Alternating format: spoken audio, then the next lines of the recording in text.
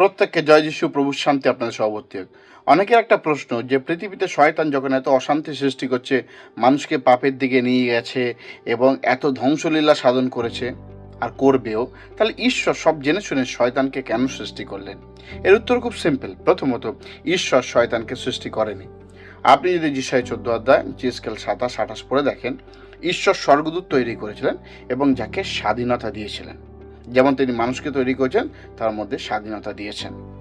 এবারে ঈশ্বর তিনি যদি রোবট তৈরি করতেন, তাহলে কোনো মানুষ বা কোনো স্বর্গদূত তার আরাধনা করতে পারতো না বা তাকে প্রেম করতে পারতো না, কেননা রোবট কখনো নিজের ইচ্ছায় কিছু করতে পারে না।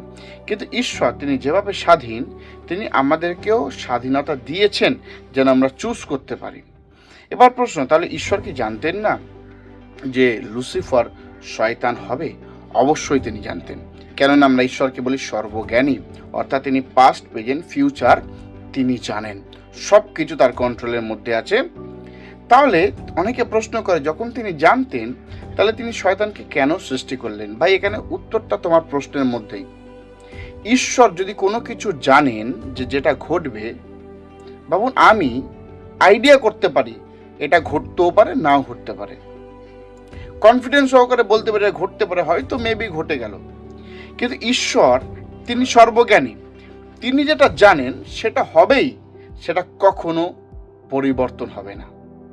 তাই এখন কেউ যদি বলে যে ঈশ্বর জেনে কেন শয়তানকে তৈরি করলেন, যখন তিনি জানতেন যে লুসিফার শয়তান হবে, তাহলে তিনি চেঞ্জ করতে পারতেন, তাহলে সেই ব্যক্তি ঈশ্বরকে সর্বজ্ঞানী আর বলছে না। কেন জানেন?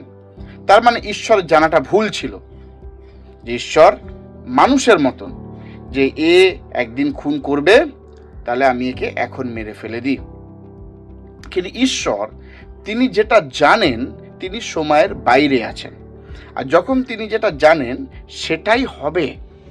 এখন ঈশ্বর যেটা জানেন সেটা যদি না হয়, তার মানে ঈশ্বর যেটা জানতেন সেটা ভুল জানতেন। ঈশ্বর কখনো ভুল জানবেন না। তাই মনে রাখবেন, ঈশ্বর তিনি সর্বভৌম। আর স্বর্গদূতকে তিনি যে চয়েস দিয়েছিলেন, সেই চয়েস সে ভুল জিনিসটা বেছে নিয়েছে, এটার জন্য ঈশ্বর তাই নয়। ভাবুন, আপনার ঘরে একটা সুন্দর লাঠি আছে এবং সেই লাঠিটা আপনি আপনার একটা কাজের জন্য রেখে দিয়েছেন।